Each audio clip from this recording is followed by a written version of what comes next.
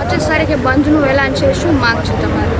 25 તારીખે બંધનું એલાન એટલા માટે છે કે અમે હવે સરકાર પાસે કશું કહેવા નથી માંગતા, કેમ કે સરકારનામાં હિંમત જ નથી અમને ન્યાય દેવાનો, કેમ કે સરકાર જ આખું ગુનેગાર છે તો એ કેની પાસે ન્યાય માંગે?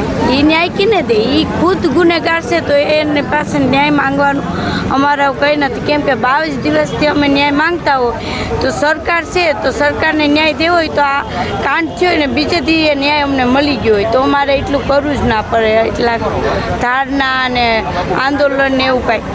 પણ હવે તો મારી માંગણી એ છે કે સરકારની પબ્લિકથી હું અપીલ કરું છું, દિલથી માંગણી કરું છું કે તમે 25 તારીખ તમારે સ્વયં રીતના એક માનસાઈ રીતે 25 તારીખે રાજકોટ બંધ રાખો ને સરકાર પાસે એ માંગણી છે ફાસ્ટેગમાં કેસ ચલાવો, જેથી જે રાક્ષસોને લીધે અમારા વ્યક્તિ અમે ગુમાવ્યા એ બેફોર્મ ફરે એને કાનૂની સજા મળે ને અમારા વ્યક્તિને શાંતિ મળે ને એને ન્યાય મળે એટલી જ અપીલ છે.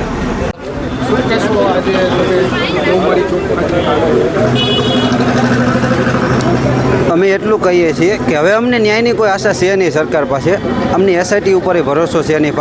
અમે અત્યારે એટલા માટે રોડ ઉપર ભીખ માંગવા નીકળ્યા છીએ સરકાર પાસે કે હવે અમને ન્યાય આપો. 22 દિવસ થઈ ગયા પણ ન્યાય માટે કોઈ આશા છે નહીં. એટલા માટે અમારે જો અત્યારે પોસ્ટર લઈને અહીંયા રોડ ઉપર આવું પણ સરકારને કાંઈ શરમ જેવું છે નહીં. અને અમે રાજકોટની જનતાને એટલું કહીએ છીએ કે તમે 25 તારીખે છે ને અમે નહીં, તમે તમારા દીકરાને દીકરીની તરીકે રાખી અને રાજકોટ સ્વયંભૂ બંધ પાડો તો અમને ન્યાયની આશા રહે. અને ત્રીજું એ કે અમારે ફાસ્ટેગ કોર્ટની અંદર આ કેસ ચલાવો કે જેથી કરીને આ 6 મહિનાની અંદર નિરાકરણ આવી જાય, કે અમારે 2 કે 3 વર્ષ કે 5 વર્ષ કે 15 વર્ષ નથી જોતવા. એટલા માટે અમે રાજકોટની જનતાને વિનંતી કરીએ છીએ કે તમે 25 તારીખે બંધ રાખો તો અમને ન્યાયની આશા રહે. બાકી સરકાર ઉપર તો અમને કોઈ ભરોસો છે જ નહીં.